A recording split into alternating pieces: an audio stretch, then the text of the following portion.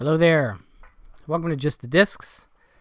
We talk about Blu-rays here and some 4Ks, and today we are focused on a big old group of titles from Kino Lorber.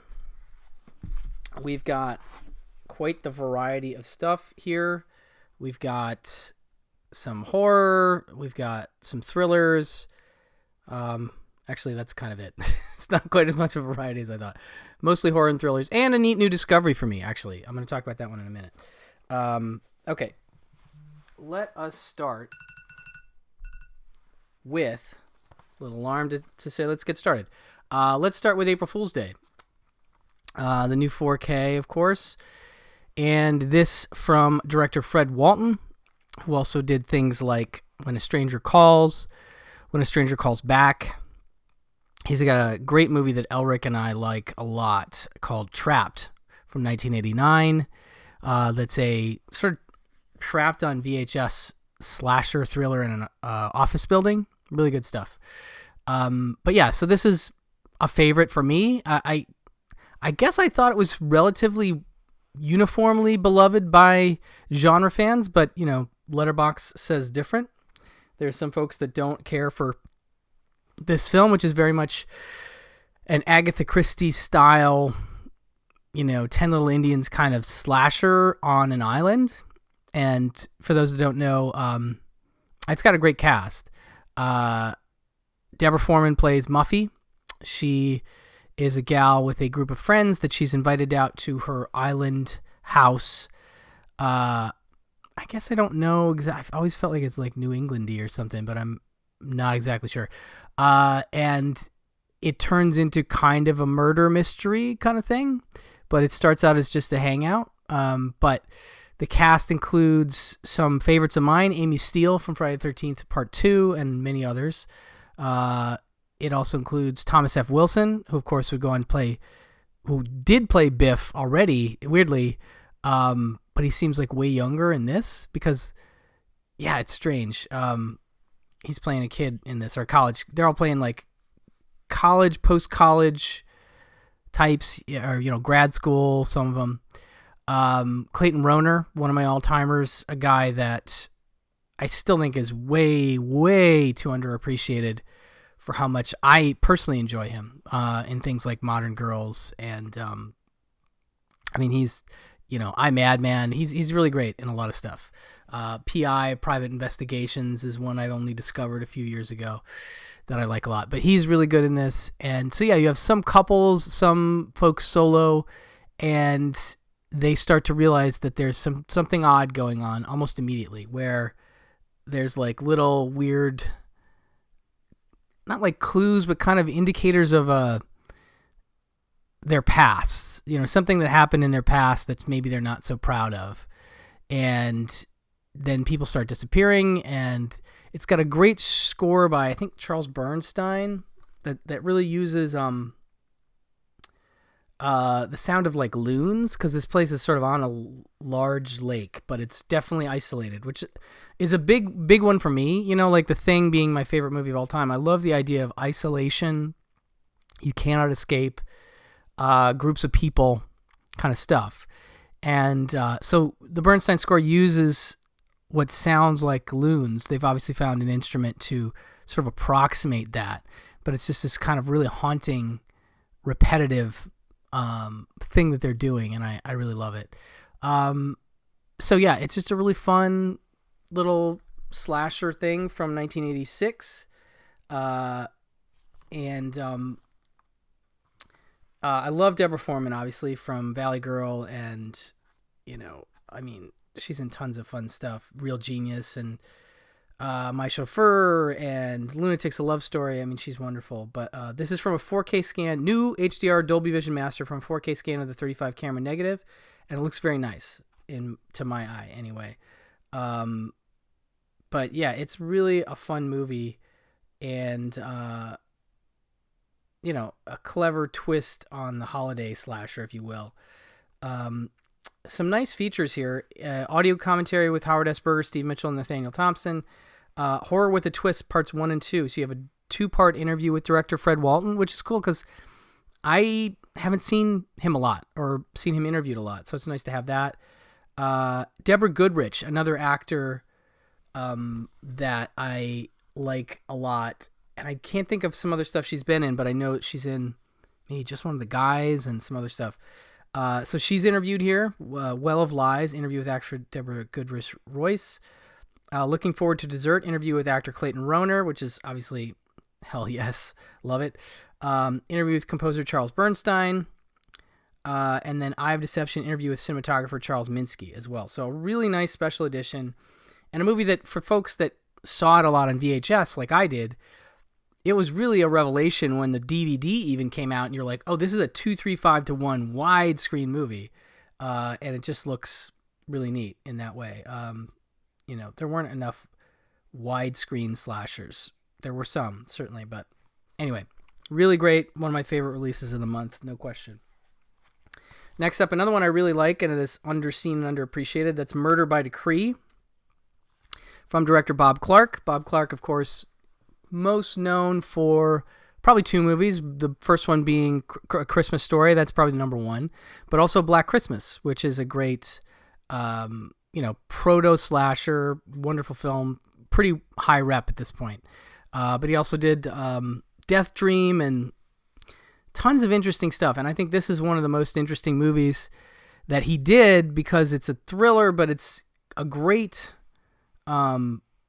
combination of stuff from both it's like Jack the Ripper meets Sherlock Holmes. Like that's the easy pitch, right? And I think that's a super fun idea. And this cast is incredible. It's Christopher Plummer as Sherlock Holmes, James Mason as his Watson. You also have David Hemmings, Susan Clark, Anthony Quayle, John Gielgud, Frank Finley, and Donald Sutherland as like a psychic. And then Geneviève Bujold as this woman that ends up being relatively significant in the story as well.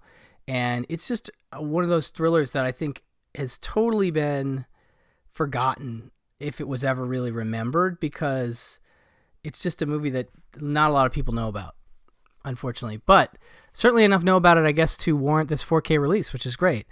This is a brand new UHD SDR master, so not HDR, unfortunately, by Studio Canal from a 4K scan of the 35 camera negative. Still looks pretty nice in my opinion. From Bob Clark, acclaimed director of Dead of Night, Black Christmas, Breaking Point, Porky's, and A Christmas Story, comes this horrifying murder mystery which pits legendary detective Sherlock Holmes against the notorious serial killer Jack the Ripper. When Scotland Yard is unable to stop the gruesome rampage of Jack the Ripper, a citizens committee asks Sherlock Holmes and his trusted associate Watson to investigate. Now the brilliant pair must follow the terrifying trail of clues that includes a frightened psychic, a suspicious investigator, that's David Hemmings, institutionalized woman, that's Geneviève Bujold, and Prime Minister of England, John Gielgud. But even if Holmes and Watson's remarkable powers of deduction can unmask the maniacal fiend, are they prepared to face the most shocking secret of all? So this has a commentary from Bob Clark, which is very cool. I think that goes back to an Anchor Bay DVD that came out in the early 2000s. It also has Howard S. Berger and Steve Mitchell as well. But the Bob Clark one is really interesting, and I'm so glad they included that. This, of course, is a Blu-ray and a 4K, but definitely a discovery waiting to happen, I think, for a lot of people. This is a 1979 film that I'm a big, big fan of. In the non-4K area, now this is really neat. This is a discovery for me. This is called Fade In. It stars Burt Reynolds and Barbara Loden.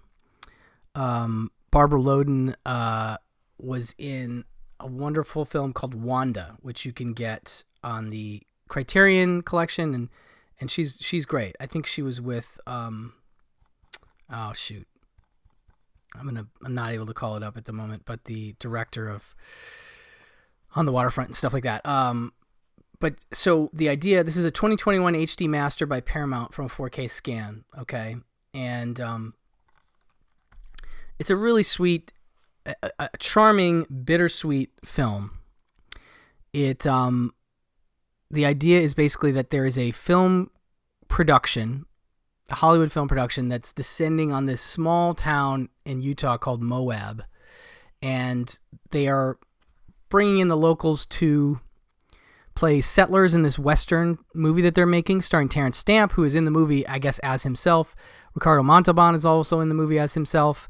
They are the stars of the movie that's being made, but they're much... They're not that much in the movie. I actually kind of would have liked to have seen them engage a little bit more as themselves, but ultimately the story is really about these locals who are, going to be extras as settlers, or they're going to be drivers, which is what Burt Reynolds and his buddies like James Hampton, who's great, the dad from Teen Wolf, if you remember him. He and Burt Reynolds were obviously close because he's in several Burt Reynolds films, including Longest Yard. So they sign up to be drivers, to cart around cast and crew for the movie. But Burt is like really low-key, just kind of a quiet, nice guy. He has a little ranch. And he really strikes up a little romance with Barbara Loden, who's the assistant editor on the movie. And it's just such a sweet story. They are so cute together. And the way it develops is just really organic and nice. And like I said, it ends up being a little bit bittersweet, but it is just kind of a delightful movie for me.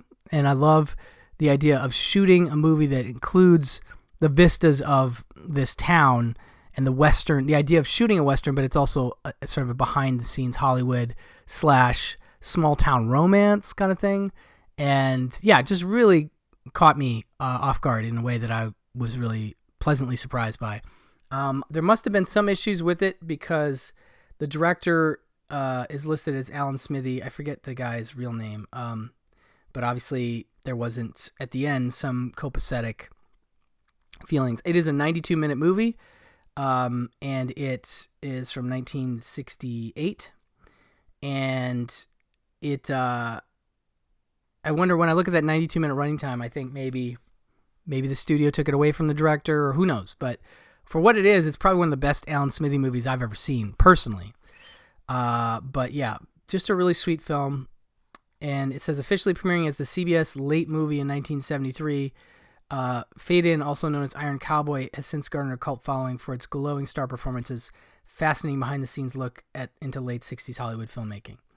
Includes a commentary by filmmaker Daniel Kramer, who I guess did a documentary on Silvio Narizano, the Fade In co-producer, as well as an audio commentary by entertainment journalists, authors Brian Reisman and Max Everett, and they're a duo I like very much. So really great disc. Definitely one I'm going to put on my list of favorites for the year so far. So check out Fade In. Next up we have ORCA, The Killer Whale.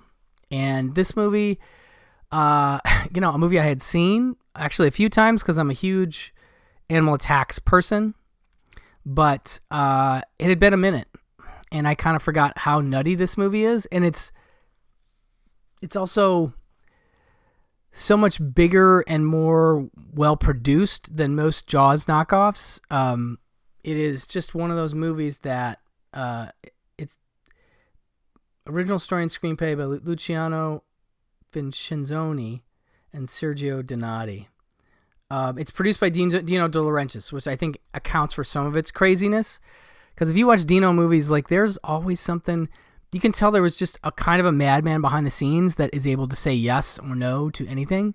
And so when you say to Dino, what if we have a story about a killer whale, and it's basically a revenge movie for the killer whale? And he's like, yes, I want that. And you say, well, what if the killer whale is so smart and so vindictive that he, after his mate is killed by Richard Harris, who's like a fisherman, whaler kind of guy, this whale like really comes after Richard Harris, but in such a way as to force him back out onto the ocean. Like, he doesn't want to fight him near the shore. He wants to make him come out. So he starts like sinking the fishing boats in the harbor and lights the dang dock on fire, and does a few other really destructive things, to the point where the townspeople in this little village where Richard Harris and his crew are like, dude, you have to go out there and get away from here because this whale is really messing things up for us. And it's between you and him, and you got to go, man. Really, really neat cast that includes obviously Richard Harris, Charlotte Rampling, Will Sampson, really, really good. Bo Derek. There's also Robert Carradine and I feel like there's a couple others. The score is by Ennio Morricone, and it's really very pretty. And the movie has these moments that really are kind of emotional and upsetting, where like whales die and there's like a whale funeral procession, and the music really plays up the emotion of that. And it's a very interesting Morricone score for sure. It's directed by Michael Anderson, who did things like Logan's Run, and he's solid. I like Michael Anderson actually. But yeah, this is a brand new HDR Dolby Vision Master from 4K scan of the 35 camera negative, and also looks real nice. This is a 235 movie, and it's only 92 minutes, which is great. I love it. A good 92 minute. I think that's one of the reasons the movie really works for me, is it takes a little while to set it up, but once it starts going and the whale starts goading Richard Harris, it's really, really interesting. Charlotte Rampling plays like I can't remember if she's like a scientist, but she has knowledge of the whales and stuff like that. But it's an interesting, Richard Harris, I'm kind of like him, don't love him, but he's pretty good in this. He works. But yeah, a fun, weird, surprisingly dramatic, and sometimes upsetting animal attack movie from 1977 in the wake of Jaws, with a very similar boat to the Orca in terms of look and style. But yeah, builds to a nice climax. Really, really enjoyable one. This has a posthumous commentary from the great Lee Gambin, which is wonderful, and an audio commentary by Berger, Mitchell, Thompson again.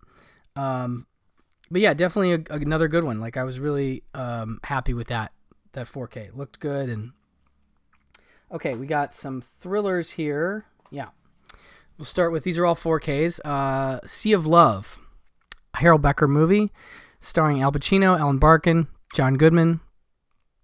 I think I had seen this, but I actually counted it as a first-time watch because I really couldn't remember it at all. And I think it'd be an interesting pairing with Cruising, although I think Cruising's a much, much better movie.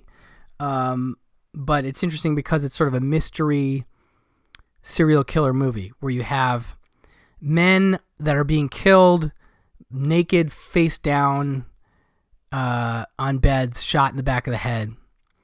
And Pacino and Goodman play two cops from separate precincts that ends up being put together on a task force because each of them had one of these murders in their district, and they both have clues that can help each other. And so it becomes a kind of a fun buddy movie with Pacino and Goodman, which I like.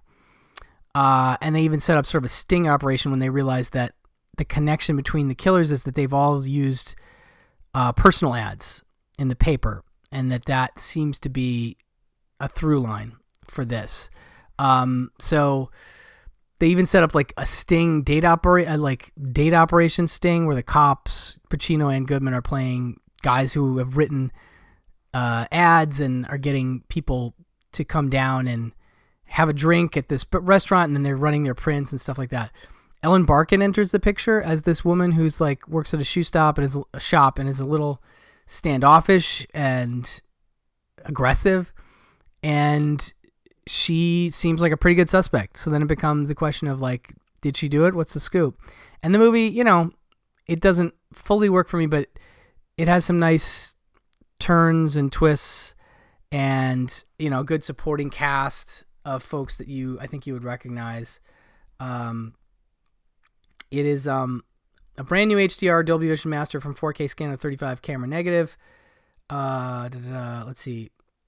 Well, the Sea of Love thing is the killer also likes to leave a 45 record of the song Sea of Love. It's like a 50s sort of, it's not doo-wop, but playing when he kills, or when the killer, actually they suspect a woman, I should say, when he or she kills. So it, there's this whole running thing with Richard Jenkins. This is one thing I didn't like about the movie, is there's this weird running bit where Pacino's character isn't drunk, and his wife left him for Richard Jenkins, who's another cop in his division, and so he's constantly they're kind of badgering each other, but he's mostly badgering Richard Jenkins, and it's just uncomfortable, and it doesn't really do much for the movie, I guess, except to show this flawedness of this character. I don't know. I didn't really dig that stuff. I do like Richard Jenkins, but let's see here. Electrifying New York City neo-noir, written by Richard Price, who of course wrote The Wanderers and Clockers, directed by Harold Becker, who did The Black Marble, which I definitely recommend. I love The Black Marble.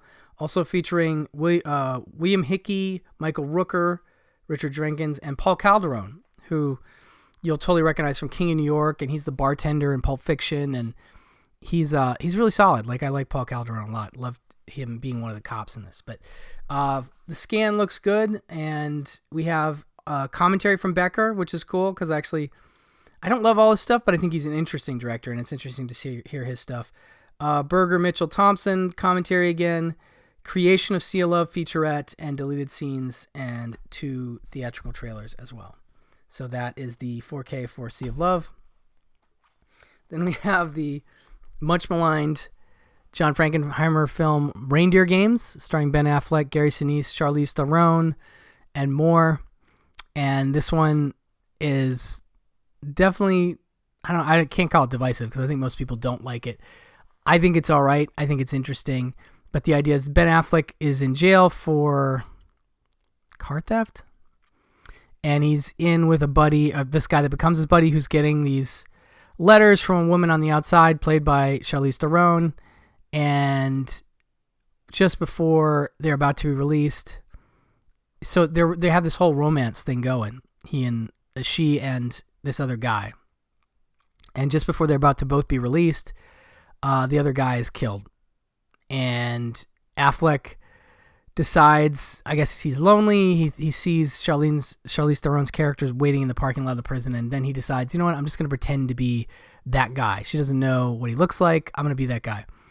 And come to find out that she has a brother played by Gary Sinise, who says the word convict way too many times in this movie. That's what he calls Ben Affleck. He's like, convict. He just says it a lot, and it becomes kind of a joke. Who's a bad guy. And by the way, I don't know. Gary Sinise, good actor, but I can't handle it when he doesn't just have like regular short hair. And I feel like they put him into long hair and different things too much in movies, and it just weirds me out because his face is weird. And no offense, Gary, I'm so sorry. He's just got an odd looking face to me, and when he's got longer hair that doesn't look real, there's something about it that takes me out of the characters he's playing. I can't quite explain it. But anyway, so he has this plan that, the guy that Affleck is pretending to be used to work at a casino, and that he should know about the casino and help them rob the casino because they've never done a robbery before. They're kind of bumbling. And of course he has to sort of fake it, and it just kind of is a noir thing that just keeps going. There's a few more twists, and it's interesting. I love John Frankenheimer, one of my favorites. The Train, one of my favorite movies of all time. Absolutely adore it. Seconds, incredible. He's a really good director. But this one, I don't know this. I'd like to listen to the commentary. I feel like I did a while ago, and it kind of addresses the issues. There's the Frankenheimer commentary on both cuts of the movie. Now, this includes the 4K, which is the theatrical cut, and a Blu-ray of the director's cut. And the difference in time is 104 minutes versus 125 minutes. So you're getting back 19 minutes in the director's cut. And I did not watch the director's cut because I wanted to see the 4K, and I thought the 4K looked good. This is a brand new HDR Vision Master of the theatrical cut from a 4K scanner with 35 camera negative. But yeah, it's a fun cast. The other folks in it that are pretty neat to see are Dennis Farina, who runs the casino, Donald Logue, who's one of the Gary Sinise's gang, as well as Clarence Williams III, who's great in this. But yeah, it doesn't fully work, but it's still an interesting curio of that time. And it's fun just because it's a Santa Claus-based heist thriller robbery movie, and I kind of like that stuff. But anyway, commentary from Frankenheimer on both cuts and a behind-the-scenes featurette included on this. But that's Reindeer Games. Next up, we have more of a couple, kind of moving into some horror stuff here. We're going to go horror.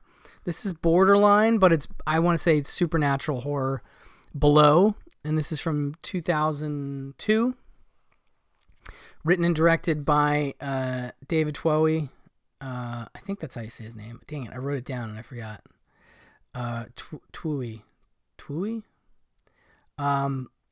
who is the director of Pitch Black and well, let me just brand new HDR Dolby Vision Master for 4K scan of 35 camera negative on what should be a routine rescue mission during World War II. A submarine, USS Tiger Shark, picks up 3 survivors of a U-boat attack as the crew is trapped together in the sub's narrow corridors and constricted spaces. Bizarre and frightening events begin to transpire. In a suspense-fueled race for survival, they must figure out the submarine's past before it's too late to resurface alive. Hauntingly directed by David Twohy. Twohy, I think that's how you say it, Twohy. Pitch Black, and co-written by Darren Aronofsky. Below is a harrowing, otherworldly excursion into undersea terror.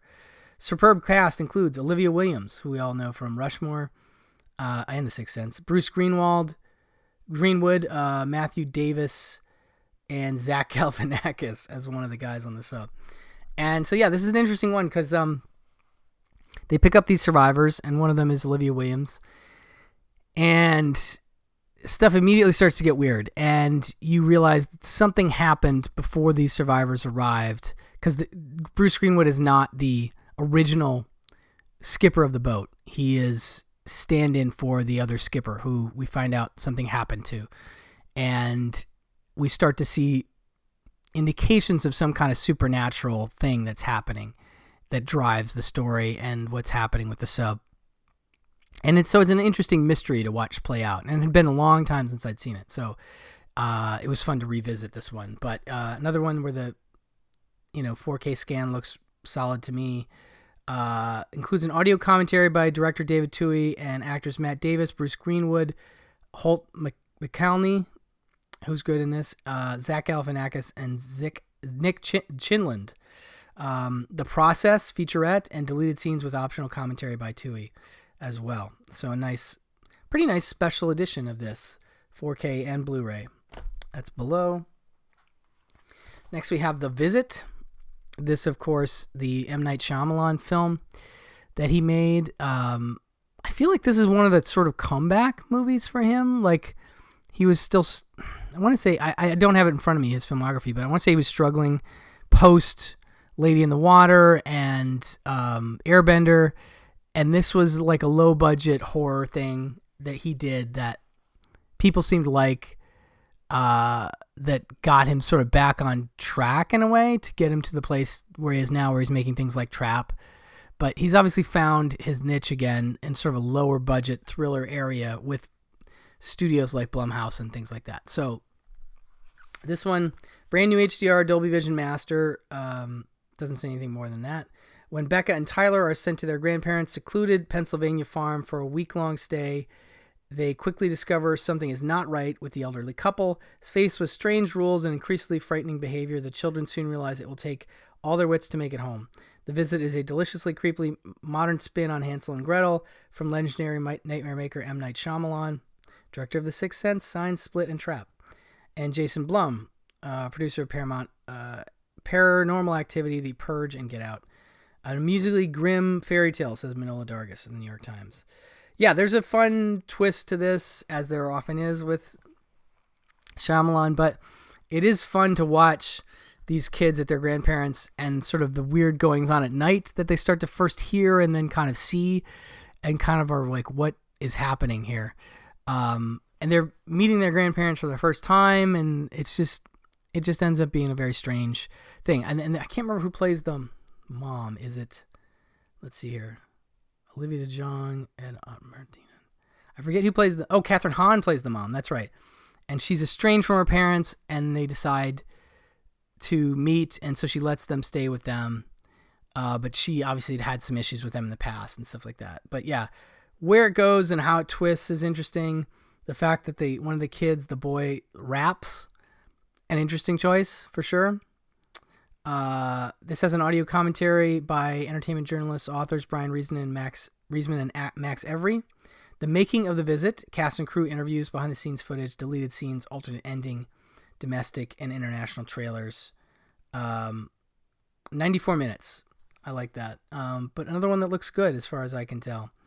Yeah, so that's The Visit, 4K and Blu-ray. And then we have 3 Kino cult titles to talk about here. We'll start with Blood and Lace. And this is from 1971. And it's a really interesting movie because of its place in the, evolution of the slasher timeline. It comes out in 71, pre-Black Christmas, which a lot of people point to as one of the first slashers. This movie beats that by a little bit, 2 or 3 years, and is definitely less talked about than that film. And is kind of a creepy little... I mean, it's not that similar. It's sort of instead of a house, there's like not an orphanage, but a place where there's a bunch of people staying that reminds me a little bit of The Visit in that sense. But behind the veil of lace, terror hides its face in this twisted cult shocker that will make your heart race after her mother's bloody demise at the hands of a hammer-wielding maniac. Now, this also opens with a POV shot of the killer sneaking into the house, sneaking into the bedroom, and you see the hammer like hitting this person and killing them. And that POV shot, I mean, yes, there were certainly subjective camera shots prior to that, but in terms of the slasher and the paradigm therein where that shot is used quite a lot, this is also, I think, another really early example of that, in this type of movie. Hammer-wielding maniac, teenager Ellie Masters, F Troop's Melody Patterson, is sent to a remote orphanage. It's an orphanage, that's right. Run by the enigmatic Mrs. Deer, celluloid goddess Gloria Graham, who is great in this. And actually, she still looks pretty young. And I mean, she's not that old in this, ultimately. Considering she's a 40s and 50s actor, and this is in 1971. She was obviously in A Lonely Place and a bunch of others, Big Heat. But as terror strikes again and again, it becomes unclear who might be the bigger threat to Ellie's life, the mysterious homicidal hammerer or Ellie's sadistic new caretaker. Laced with mind-blowing plot twists and a real nail chewer of a climax, this gnarly proto-slasher is a jolting nerve jangler that cries out to be seen, featuring Milton Seltzer, Len Lesser, and Vic Tayback, of course, from TV's Alice, and among other things. Audio commentary by the great Richard Harlan Smith, who I'm a big fan of, and who does a really great job with this commentary. But yeah, it's a really interesting one. If you're a horror fan, if you like slashers, this is definitely worth, checking out, I think.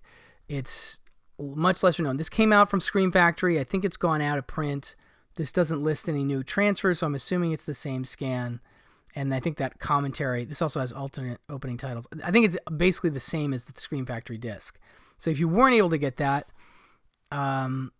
this price point is going to be lower, and it's got a slipcase on it. So definitely an interesting one, though. I like that one. Actually, we got 2 more Scream Factory rips, for lack of a better word, movies that have come out from Scream Factory. This one is fascinating and a little disturbing in a way that I almost don't know how to take it. But The Beast Within, and this one is from 1982, and it's directed by Philippe Mora. And it says, a teenager experiences growing pains of a most unusual sort in this unforgettable excursion into 80s body horror. I think Elric is a fan of this one. I'm pretty sure.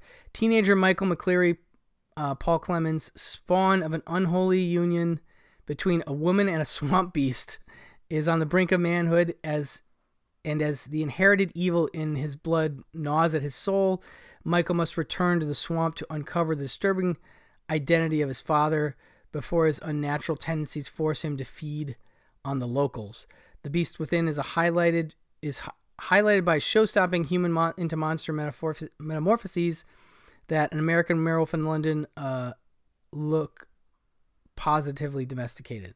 That make American and werewolf in London look positively domesticated. It's true. The transformations are impressive, unsettling, very well done in terms of the practical effects. Directed by Philip Mora, Mad Dog Morgan, The Howling 2 and 3. Written by Tom Holland, Fright Night and Child's Play. And featuring Ronnie Cox, B.B. Besh, Don Gordon, R.G. Armstrong, and L.Q. Jones. So you got a couple Sam Peckinpah troop members. But yeah, this is just one where the initial attack the mom has with the monster is really unsettling, and then the transformations are. It's pretty unique in that way. It's because it's almost like a werewolf movie, but it's definitely not that. It's something else, and it's much gorier, and yeah, it's just a disturbing movie, really. Nice features on here, and I'm not sure. I believe most of these were probably included on the Scream Factory disc, but again, I'm not seeing a new transfer listed here, or any of these features are indicated to be new. But it's a great group. Audio commentary by director Philip Mora and historian Callum Waddle. Audio commentary by Mora and actor Paul Clemens. Audio commentary by screenwriter Tom Holland. I Was a Teenage Cicada. Oh yeah, he's kind of turning into a human bug, and so if you like The Fly. The Making of the Beast Within. It's a 46-minute feature, mini doc, basically, of the making of this, which is fascinating because it goes into the production, the physical effects, all that. Storyboarding the Beast, 13 minutes, theatrical trailer, TV spot, radio spot. Yeah, that's an interesting movie for sure. Beast Within. And then lastly, we have another one that Scream Factory put out, Invasion of the Bee-Girls from 1973. Invasion of the Bee-Girls is the best schlock softcore science fiction movie since The Vengeance of She, buzzed critic Roger Ebert. And who wouldn't be terrified at the very thought of watching these bee-hived beauties love their chosen mates to death? The Bee-Girls are more than just killers. They're a buzzing race of lovelies spawned by radiation with big black Stepford-wide eyes and bigger D-cup chests. That's a quote from Cinefantastique. In a small California town, a number of men, after making love, start dropping like flies. A government inspector, William Smith, who I love, investigates these strange occurrences and uncovers a horrific, out-of-this-world phenomenon. Now he must alone stop it before it becomes one of the queen bees. He becomes one of the queen bee's honeys. Written by Star Trek II director Nicholas Meyer and featuring a model-turned actress Anitra Ford, this beloved B-movie classic serves up a stinging satire of 1970s sexual politics with swarms of fun. Yeah, this is an interesting one for sure. And I just noticed original music by Charles Bernstein. So bringing it right back around at the end from April Fool's Day to the Invasion of the Bee-Girls, Charles Bernstein score. Yeah, I can't remember this one that well. I remember being pretty campy and silly, but sometimes I'm in just that mood, and this seems like a good fit. Let's see here. Audio commentary by film historians Alexander Heller Nicholas and Josh Nelson. Another one of the great duos and commentaries out there as far as I'm concerned. And I haven't had a chance to listen to it yet, but I'm actually very excited about that. And I think that might be new. I don't think that was on the Scream Factory Blu-ray, if I recall. So very, very jazzed about that. Anyway, that'll do it for this round of Kino titles. Thank you for hanging with me and listening. And I'll talk to you very soon. Bye-bye.